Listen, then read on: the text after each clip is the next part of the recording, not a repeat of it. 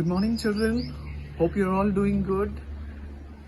We are once again back on day 6. The theme for today is Never Be Careless. So, God has enabled us to see one more day. I hope everybody are happy today. Kids, are you happy today? I am sure that you are happy enjoying the singing and the story part and the activity. Before we begin our session, shall we all look to the Lord in prayer? I request all the children to close your eyes and bow your heads. We'll pray. Our gracious, loving Heavenly Father, we thank you, Lord Jesus, for enabling us with one more day.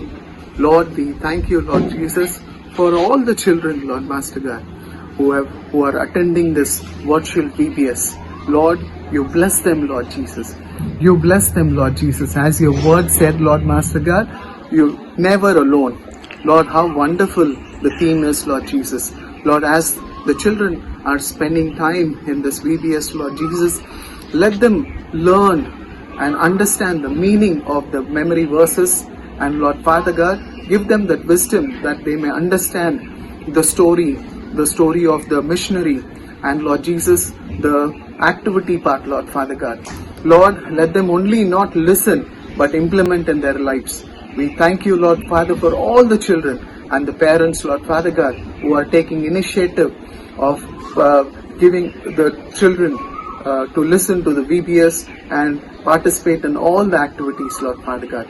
We thank you, Lord Jesus, we thank you, Lord Master God, for Vijay Auntie, who's taking that initiative, Lord Father God, of conducting this VBS. We also pray for all the teachers. We also pray for volunteers who are helping Vijay Auntie and in the singing, Lord Father God. We thank you. We praise you. Lord Father God, we once again commit all the children into your care. Be with them, Lord Jesus. Guide them and guard them. In Jesus' mighty name we pray. Amen. Children, hope you'll enjoy this day. Have a great day. God is with you, with us. He will never leave us. Okay? Thank you. See you. Bye-bye.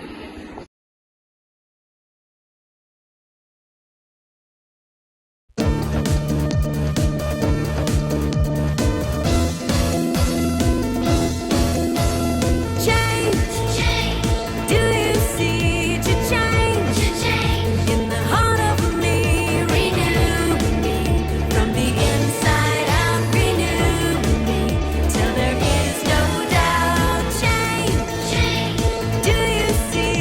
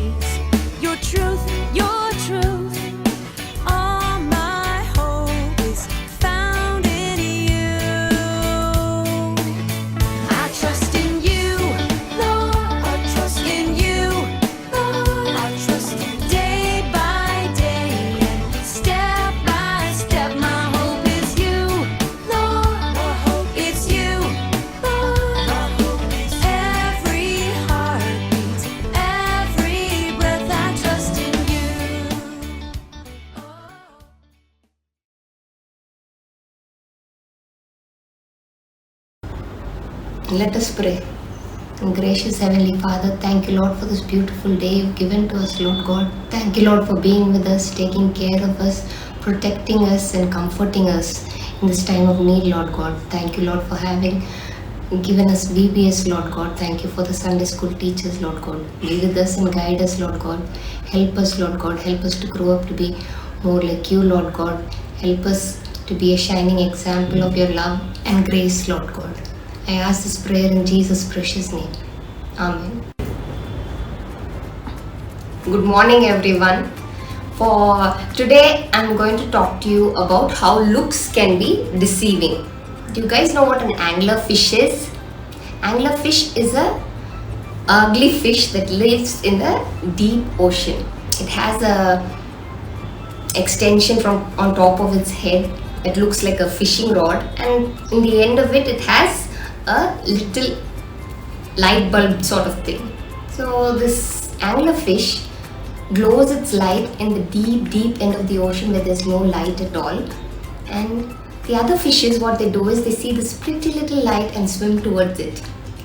And what happens if this anglerfish eats up the fish? The anglerfish eats up the other little fishes. They see this pretty little light and start swimming towards it, not paying much attention. They get eaten by this ugly, dangerous fish. They are faced with this ugly, dangerous fish. What they saw was a pretty little light, and in the end it turned out to be a ugly, dangerous fish. Many things and people are not always what they seem to be, and we might be deceived by what is actually in front of us. Looks can be deceiving. You really can't judge a book by its cover. Let me tell you a story from the Bible about Israelites and their then leader Joshua, and how he got tricked into believing something that he shouldn't have. You've been hearing stories about Israelites and how they escaped Egypt and how they conquered Jericho and all that, right?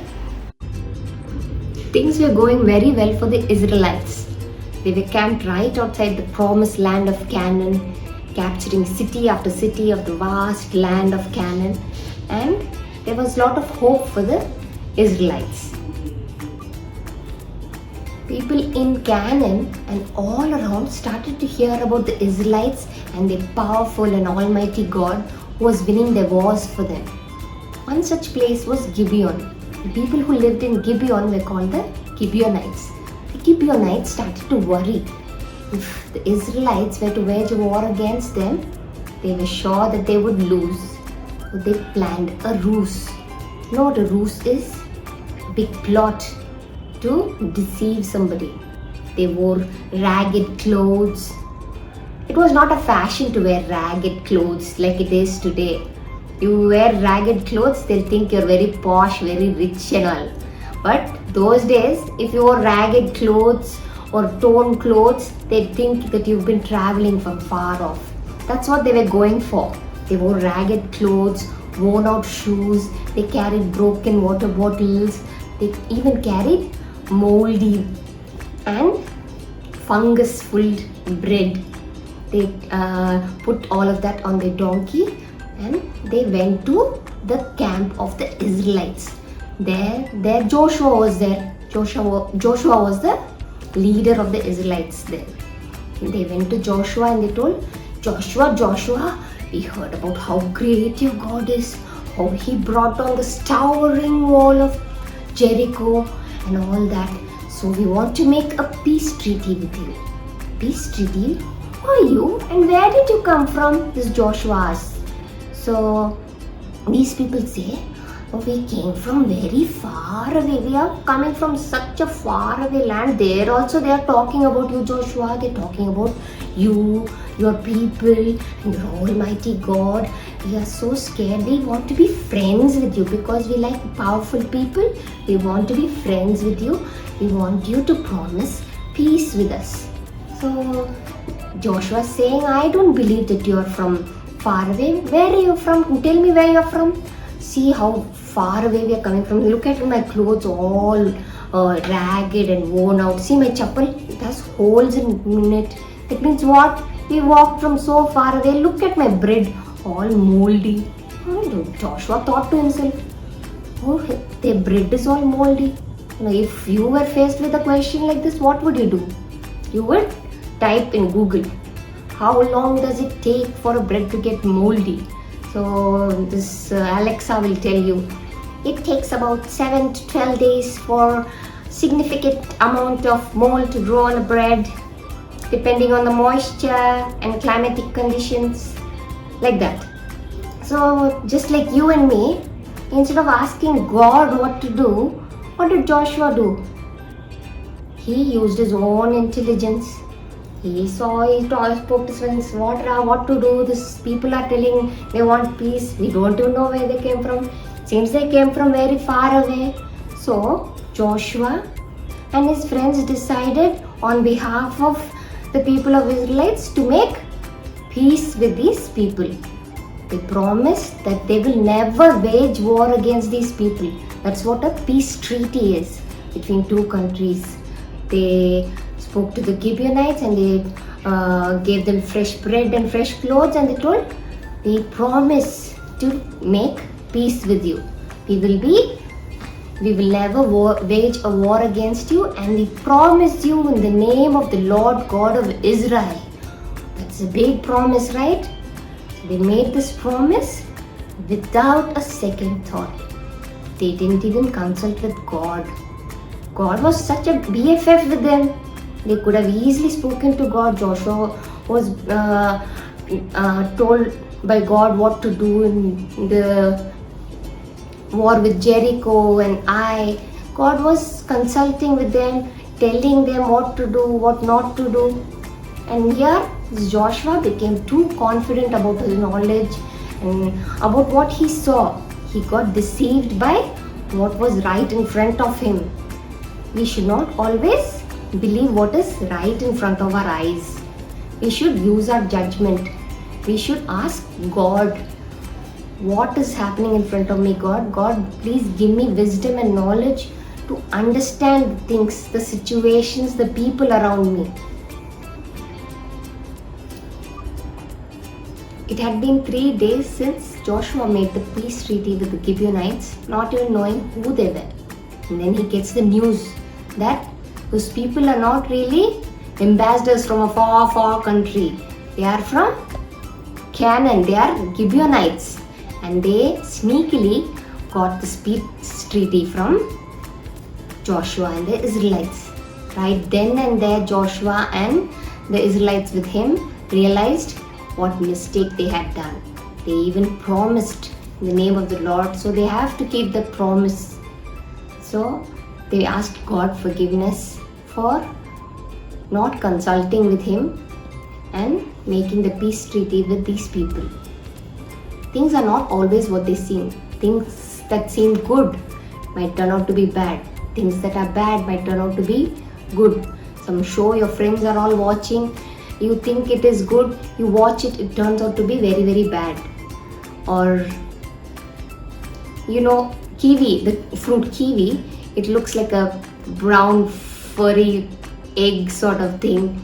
It's brown and spiny on the outside, but once you cut it, it is a delicious green fruit on the inside. Your friends or your friend might be someone who's joking around a lot, laughing with you, making you laugh all the time. He might be going through a difficult time. So things are never what they seem. Your hands, they might seem clean to you, but they might be covered in a lot of germs. So you need to be careful. You need to be diligent. My task for you today is to be careful, to be diligent, to be aware and alert of what is going on around you. Read the Bible, not just read it. Learn it. Keep it in your heart so that when you're faced with this situation, God will help you understand what is good and what is bad. The word of the Lord will help you and guide you. The word of God and God will help you learn what is good and what is bad, what is beautiful and what is ugly on inside. Alright. Let us learn today's memory verse. The memory verse for today is Proverbs 3, 5 and 6. Trust in the Lord with all your heart and lean not on your own understanding. In all your ways acknowledge Him, and He shall direct thy path. Proverbs 3, 5 and 6. Proverbs 3, 5 and 6. Trust in the Lord with all your heart and lean not on your own understanding. In all your ways acknowledge Him, and He shall direct thy path. Proverbs 3, 5 and 6. Let us conclude the devotion session with a prayer. Lord, thank you, Lord, for the 6 days of VBS, Lord God. Thank you for being with us all through these days, Lord God. Thank you for teaching us. Thank you for giving us your word, Lord God. Thank you, Lord, that you are a God who knows all and sees all, Lord God. Thank you that you're always listening. Thank you that you're a God who cannot be tricked, a God who cannot be deceived. Nobody can lie to you, Lord God. We thank you for being with us, Lord God. We thank you that you're always there listening and waiting to help us, Lord God. Give us the strength, give us the understanding to come to you for help, Lord God. Give us the wisdom to look to you for answers, Lord God. Thank you for hearing our prayer, Lord God. Amen. Hello guys, for today's activity we are going to be doing a 3D illusion of a floating ball. For this activity we will need a scale, a pair of scissors, a piece of tissue, pencil and black color pencil, eraser and a circular object to draw a perfect circle, and also white papers. Just pick up one white paper and using a scale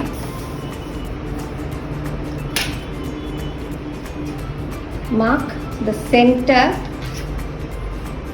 of the paper on the top half of the paper, and from the center on either sides of the point make a marking of equal distance from either sides of the center. And using this circular object, it could be a bangle or you can use a compass also, draw a perfect circle.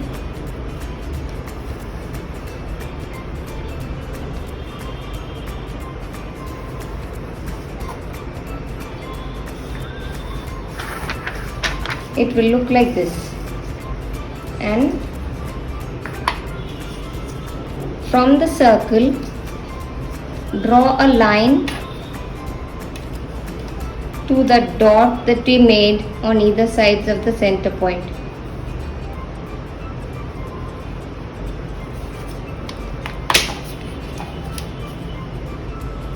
The line should be straight. And from the left point, draw a line to the left corner of the paper.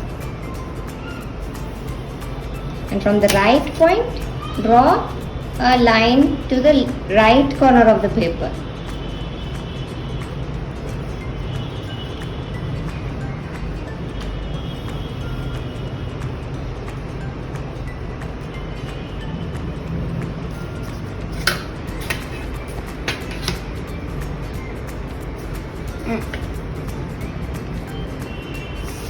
Using a pair of scissors, cut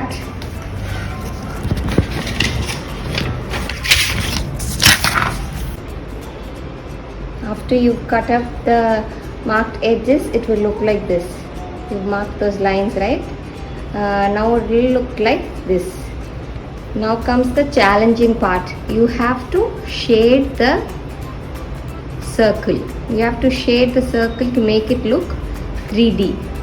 For that, for the bottom of the circle, you start shading with your pencil.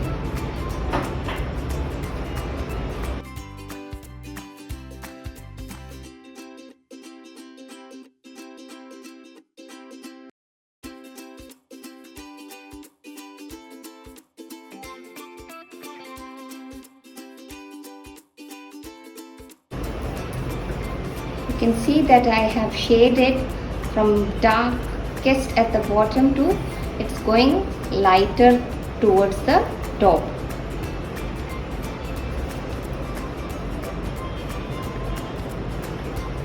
Okay.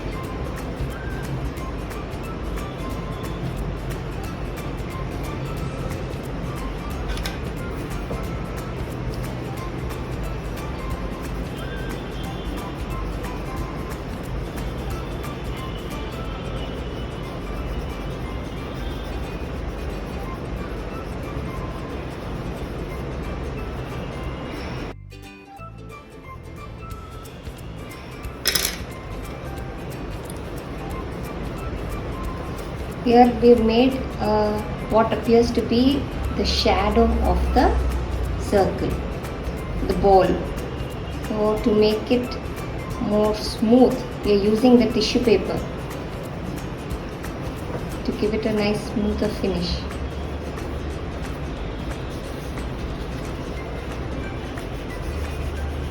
Just rub your tissue paper. You can use cotton too.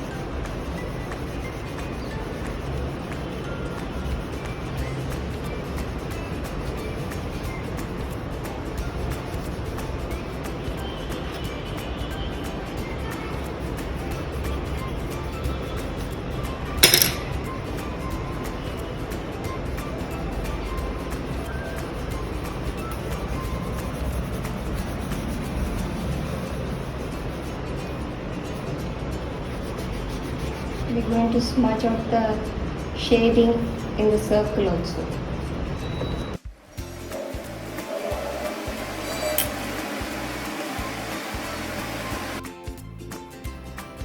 Here at this stage you can use the black color pencil to highlight the darker areas.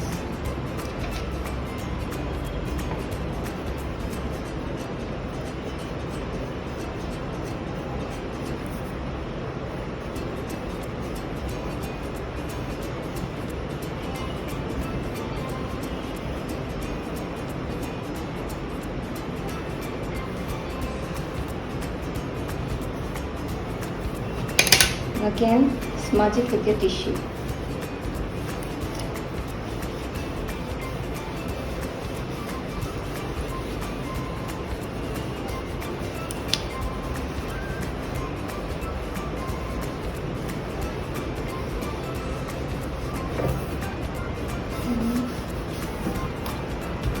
From an angle, when you see, it looks like the ball is floating.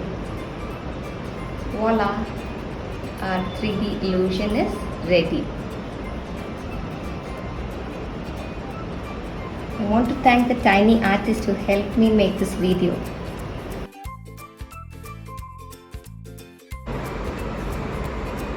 The floating sphere looks great, right? I want you all to make one at home. Alright, I've also made a 3-dimensional ladder, and you can make variations in this 3D sphere also. You can draw a globe instead, or stick a circular color of a different paper and shade it. Alright, it's your own wish. Well, thank you guys. Hope you enjoyed the 6th day of VBS. God bless you all.